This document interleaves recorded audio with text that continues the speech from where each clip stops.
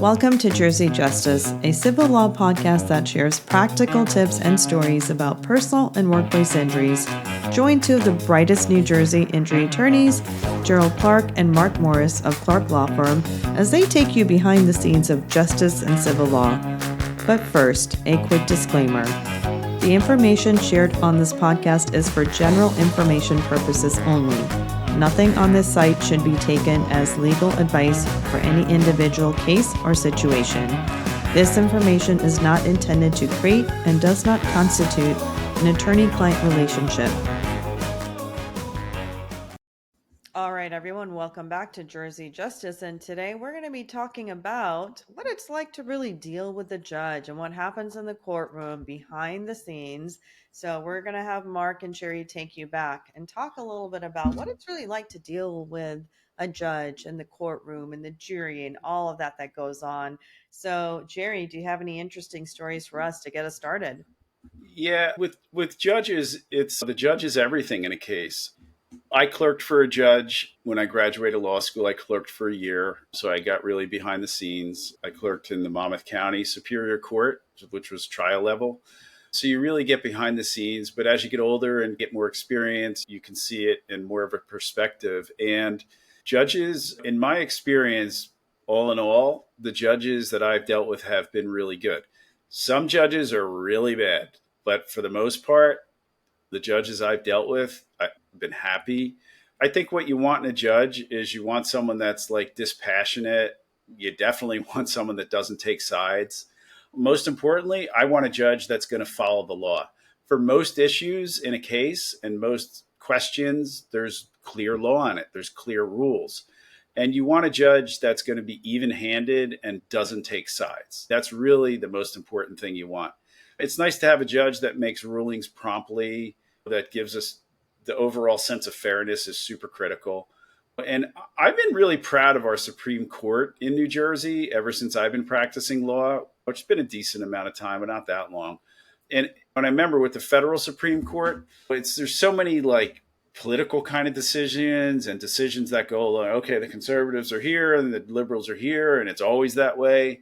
But I think our Supreme Court, it is not polarized. Like a lot of the decisions are unanimous, which is great. And there's consensus building and stuff like that. I've definitely had bad experiences with judges. I remember I tried one case and this one judge just wouldn't let you speak. The judge would constantly interrupt. It was bizarre. The judge is no longer on the bench. It was bizarre. Would constantly interrupt. The judge would ask you a question. You would begin answering it. She would immediately interrupt your answer. And it was just the most bizarre thing. And I think the judge took a side in the case super early against the plaintiff and was basically doing everything the judge could to try to get us to lose the case. And it was so bad, the jury was like, what is wrong with this judge? Like, it was the craziest thing. And we ended up winning the case in front of the jury because the jury saw the judge was so bad taking sides that the jury was turned off by the judge. That was my take on it. But judges are people. With COVID and in New Jersey in the last several years, there's been a shortage of judges, and these judges can be very overworked. They have tons of motions. So what we try to do is we try to make it easy for the judge. We try to lay everything out and have our exhibits clear, make our arguments clear, not too long. But I'm very proud of the judges in New Jersey. It's not an easy job. And I'd have a more difficult time with judges when I was a younger lawyer in terms of, because you're younger and you don't see everything. I've learned more about how to kind of conduct myself and how to be. And I think honesty is probably one of the most important things in dealing with judges and dealing with courts, because your credibility is everything. So I really take pride in that. But yeah, I think the judges in New Jersey, for the most part, have been really, really good. They've been even-handed. So it's been good, but it's a super important job. A judge can do a lot of damage and it's very dangerous. They have a lot of power, especially on a case. So it's so important that the right judges get selected, that they're there for the right reasons. And I don't want to talk either way about any particular judge, one way or the other. But I just had a judge. In the case I recently tried, we had this judge, and I remember during one of the breaks, I was sitting out in the hallway with Lazaro Berenger from our office attorney that we worked together with on this case. And I said, man, that judge is really good. I said, that judge should be on the appellate division. And because the judge would take time on every issue and say, what's the issue? What's the argument? And the judge would try to apply the law to the facts, which is all you want. And the judge didn't take sides at any point. So I thought that judge was really good. And I keep referring to, I say that judge, I'm not saying him or her, because I'm trying to make it like, so I'm not naming a particular judge or even suggesting in general. Yeah.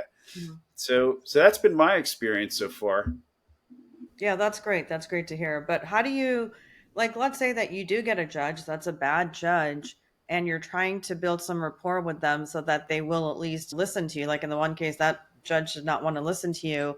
What are some tactics that you can share with maybe the younger lawyers, because you've got the experience now, to be able to kind of get them on a even playing field where they're willing to at least be unbiased? Well, most importantly, you have to maintain your professionalism. You can't get upset.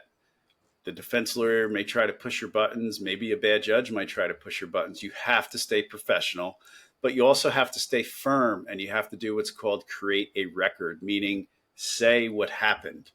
Enter as an exhibit for the record what happened, what's going on. So you have to maintain a record, because the appellate division, which is the second level in the superior court, who reviews what judges do, one of their primary tasks is to keep judges in line, to make a check on judges that don't follow the law or don't do what they're supposed to do. And the appellate judges can't do anything about that if the lawyer does not create a record. And it can be done in a lot of different ways. So that's one way. And to maintain your professionalism and just slug forward and be calm. It's very important to stay calm, to not lose your temper, which is very easy in the heat of a courtroom battle. And another big thing is when judge asks a question, answer the question. A lot of times the judge will set you up for a yes or no question because they're trying to create a record in their favor. Always answer the question. And so when you're dealing with a difficult judge, just maintain your composure. You can't always win. You're not always going to win. There's a saying, if you're a lawyer and you don't like losing, then be a criminal prosecutor or be a medical malpractice defense lawyer if you don't like to lose. But in our business, what we do, humility is a great thing. You'll certainly learn humility. And sometimes there's nothing you can do, Dimple, when you have a judge that doesn't like your case other than create a record, keep your head down and work hard and do what you got to do in the event they rule against you, which is to learn how to file an appeal and prosecute an appeal. Yeah. Thank you for sharing that, Jerry. I think those are great tips and great points. Mark, let's hear from you. What are your thoughts on this? I agree with Jerry. Fortunately, I've had pretty, I wouldn't say pleasurable, but yeah, you want fairness, you want even-handedness. Judges come from like all different types of backgrounds. It's something that I don't know if a lot of people realize, but like we do personal injury. It's civil litigation. We could have a judge on a case that spent 30 years of their career doing family law and could know this much about civil litigation. And then they're getting thrown into like a products liability trial or something very nuanced. And it's kind of funny that the system works like that. I think a lot of times judges get started out in family and then they'll kind of migrate to different areas, maybe where they're better suited. But the fact that you have judges that haven't necessarily practiced in your field of law, I think you have to sometimes just be patient. Like Jerry said, you have to make sure that we lay out the law. Not that I'm sitting here saying I know everything there is to know about civil law and some judge doesn't. Like, that's not the case. I find that like there's a court rule that says that judges are supposed to consider and read everything that gets sent to them. And like I find that it's impressive because there's probably hundreds of motions every cycle. And when I have like a bigger motion, something that needs to get argued, it's oftentimes very clear that the judge has like reviewed the papers, has become very familiar with them. A lot of time judges are dependent on their law clerks as well. And there's a turnover cycle on that where I think it's like August, the old law clerks leave and like September, the new ones come in. And it's got to be a tough process for judges, especially kind of in a different field, to start hitting the ground running and keep things moving. Because the same way that like a lot of people have bosses, like judges have bosses too, that are saying, looking at their dockets, making sure that they're moving their cases. So it's like a balance between the judge following the law, like doing what's fair, the judge also like keeping their cases moving, and then just trials. I'm always blown away by, on trial, seeing a judge multitask, like checking their emails, reviewing motions, while also like split second turning over and making ruling on like an evidentiary objection. It's definitely like a tireless job. And again, like I talked about in one of the episodes earlier, like I had a settlement conference today where the judge he cut into his lunch break to try and get this case resolved. Like, he doesn't work for our firm. He's not getting a cut of it or anything. And a lot of times with like staff, when you're working in a public sector setting, well, with anyone, our staff here, people care about like that lunch break.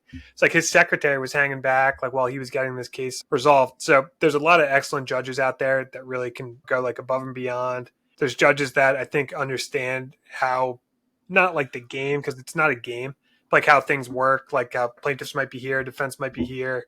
They'll kind of play both sides against each other and be like, plaintiff's not taking less than this, defense is never going to offer more than this, and then get you to like a number here. So they can be really effective at resolving cases. And then when it comes to deciding motions, like Jerry said, just follow the law, apply the facts to it, as long as the judge is being fair. And if they're not, that next level of review ideally is the appellate division. So that's really my 2 cents. There is a strong kind of preference, though, it seems, and it's difficult to get a superior court judge like overturned. It has to be very obvious that they had done something wrong. So that's why it kind of does matter, though, back to one of Jerry's points earlier. Like, you got to populate the record. You got to have the ammunition you need to give to the appellate division if the judge below really did get it wrong, to get that overturned. Dimple, on the other side of the coin, in terms of what I was saying about bad judges, like most of the judges we've seen are good judges, even if they rule against us. Like, I don't define a good judge as one that rules in our favor. I define a good judge as one that follows the law. But when, on the flip side of the coin, when judges, let's say a judge has more of a plaintiff bent, where they're generally speaking more in favor of a plaintiff, maybe they were a former plaintiff's attorney or something, because you also get as judges, former defense lawyers. And generally speaking, a judge that was a former defense lawyer, they may have a defense bend, which is fine. I don't have any problem with judges having a bend one way or the other, because there is a lot of gray area in the law and there's leanings. I don't even mind that, as long as they're following the law and giving good reasons, a statement of reasons for their decisions. But when we do have a plaintiff bent judge, or a judge that's just generally speaking likes the case, is in our favor, we will make sure to not lead the judge to make a bad decision or an erroneous decision. Like, if the judge we think is on our side and will rule in our favor on our issues, we make sure not to push an issue that is not correct. So I think we pride ourselves in steering judges to make the correct decisions. And the other thing is, when they do make a correct decision and they get appealed, we will fight like mad to support the judge that has ruled in our favor. And our appellate track record, I believe, shows that. We have several reported decisions and unreported decisions where judges that ruled in favor of our clients were upheld, and we will do a bang up job on those briefs. We will research every issue. We will present it in a very clean, concise, proper way. And we fight like mad to support judges that rule in our favor on appeal. Ditto. Agreed. All right. I guess this is a wrap, unless you guys have anything else you want to share. No, that's it. I'm good. Good. And there you have it, folks. Another episode of Jersey Justice Podcast. If you're loving what you're hearing, it's time to hit that subscribe button on Apple, YouTube, and Spotify podcasts. And don't forget to leave us a review online. Share this podcast with your friends and become their legal hero.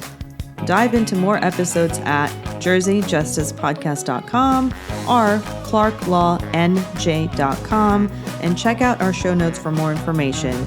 If you're navigating legal issues and need a guiding light, we're just a phone call away. Call us at 1-877-841-8855. Again, 1-877-841-8855. Until next time, Jersey Justice Warriors, stay empowered and informed.